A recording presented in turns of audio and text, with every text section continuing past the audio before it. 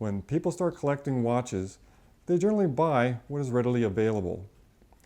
Elgin and Waltham pocket watches are inexpensive and a good place to start.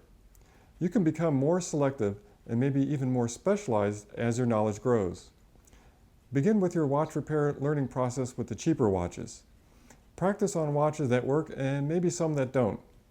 You should learn how to take apart a watch, put it back together, and it should still run. If you try this with a non-working watch, you don't know if you were successful. Watches that do not work are generally good for tinkering or practicing with various repairs that you don't feel confident yet enough to perform on a working watch. Some repairs take a little skill to master. You don't want to experiment on a working watch and break or damage something in the process. Start with watches that tell the time and nothing else. Anything else is too complicated for the beginner. Never buy a watch unless you've seen the movement, either in person or by photograph. A quality watch case does not correlate with an equally quality movement. I've seen nice movements in mediocre cases and beautiful cases with a cheap movement. In the old days, when movements were manufactured in watchmaking factories, then the cases were manufactured in case-making factories. When you went to your local jewelry store where watches were sold, you would find that the movements were sold separately from the watch case.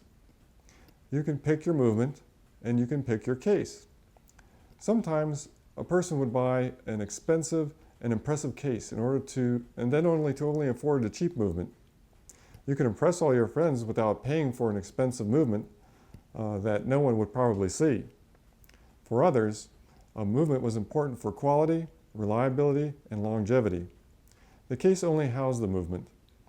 This reason, you should not judge a watch by its case, because you never know what kind of movement will be inside. We will see examples of this later.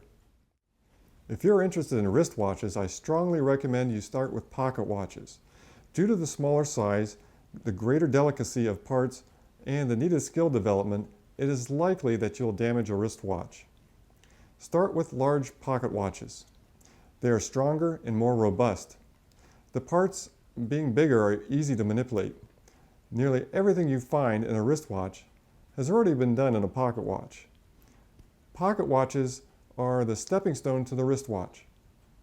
My intention is to make this course easy enough for the beginner with no experience or who has never even seen the inside mechanism of a watch.